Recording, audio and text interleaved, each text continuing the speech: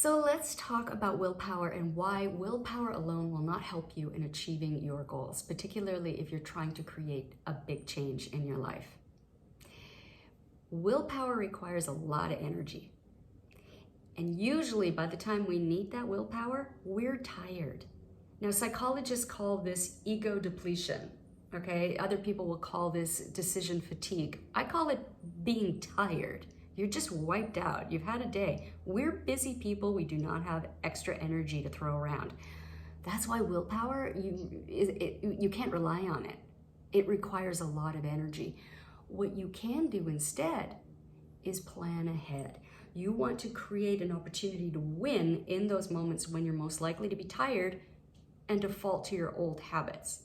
So let's use an example. I had a client who wanted to break a habit of having a Diet Coke every day. She would have this Diet Coke every day after school. She's a school teacher. She was exhausted at the end of the day. She comes home from work, she's tired, she just wants to sit with her book and just tune the world out, and she had her Diet Coke with her. Okay, how is she going to get rid of this Diet Coke? Because it was a really big habit. It was a really big reward. So we broke it down. What is it about the Diet Coke? What is it that she gets out of this habit? And it was a reward, but also it was energy. So for her, it was just that boost of caffeine. And there wasn't any sugar in it, right? It's a Diet Coke, so there was no sugar. It was the caffeine boost. She's not a fan of coffee. She doesn't really like iced tea. In fact, she tries to avoid those things for different reasons.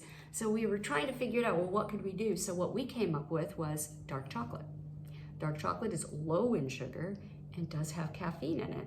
And it kind of has that sense of reward to it for some of us. So we said, okay, let's give that a try. So what are some of the things she had to do to plan? Get rid of the Diet Coke. She had to have it out of the house. So she moved it to her trunk of her car so it was out of the house, right? She had the chocolate ready to go and made it visible so she could see it. So when she came home from school and she's wiped out and she just wants to sit down and enjoy her book, instead of the Diet Coke, she had the chocolate. It worked perfectly. Now, she's one of those people who could have a piece of chocolate and wouldn't get triggered to eat a whole bunch. So for her, it worked perfectly.